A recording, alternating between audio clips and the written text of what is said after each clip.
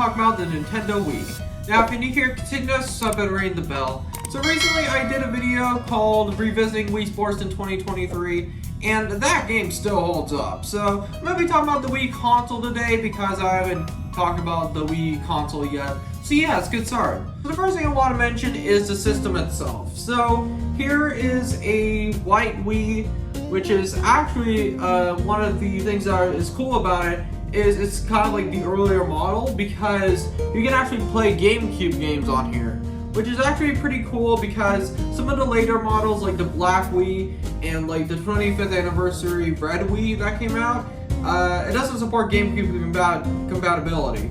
So that's pretty cool. And here's the front. It is the power button, reset, and actually that's where you put an SD card. And right now I have a 2 GB SD card, which I think works. And you have the sync button, which syncs to the Wii remotes themselves. And then you have the eject. So I really like that this has GameCube compatibility because it just opens so many more opportunities. And on the back you have the AV input, which I have right here. That's actually a composite. And there is actually a way to actually like connect component, which component looks way better. I have one of those, which I usually connect to the CRT there. And then you have the power AC adapter port, and you have the sensor bar. And there are sensor bars that do exist that are wireless, but most of the time they take batteries, and I don't really like things that take batteries. You also have 2 USB ports. And it's very nice because you can have more storage and stuff like that. But it is a Model 1, which I think is my favorite because it just has so many features. And you have a lot, 2 USB ports. So the Wii console, I think it still looks pretty good. And it's kind of crazy because this console is like 17 or 18 years old. I still think it works well. Like, the only thing is that my disc player is a little bit loud. But I don't really use the discs, like actual discs that much. So yeah, so that's kind of the console. And another thing I want to talk about is the controller.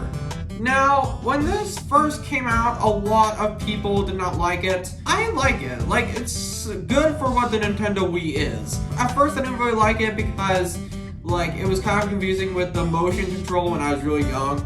But yeah, this is an original Wii remote. And there are later models like the Wii Remote Plus that actually have better motion controls or better gestures. So you have the D-pad right there, A button has the minus and plus symbol, and then you have home, 1, 2, the speaker, and the sync button back here. Oh yeah, you also have the B. Most of the Wii remotes that I own don't have the back cover, which is kind of annoying, but that's alright. A lot of people also use this for like emulators and stuff where you could like tilt it sideways to actually like play it as an NES controller, which it's not my favorite, but I have done that before. So yeah, I think the controller, I think it's alright. It's not my favorite controller in the world, but it works. So I wanted to talk about how long I've had this Wii and also like how I have modded it. So this Wii I've had for 6 to 7 years now. I got it in like 2016. And like the Wii, like I've owned a couple of different Wiis in my life. I've owned the original white model, like this one, it was the first model. Then that one broke. And then we had a black one for a while. And then I saw this listing on Craigslist when Craigslist used to be good. It had this Wii as a modded Wii. It's kind of like a trade that we did, so I traded in the Black Wii, which I kind of regret. I do kind of like that color a little bit better. I got this one and I've owned it ever since. So one of my favorite things about the Wii is this thing is an emulation and mod powerhouse. Like, this thing is freaking awesome when it comes to mods.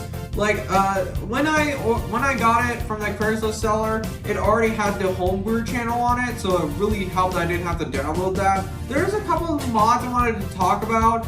The first one is a thing called CTGP Revolution. So basically, it's a mod for Mario Kart where it adds 200 tracks And I really like the amount of tracks that you have, because I do love Mario Kart Wii normally, but it, like, nowadays, like, I feel like I've played the same maps over and over. Most of the mods are actually done by a USB port, specifically the bottom one.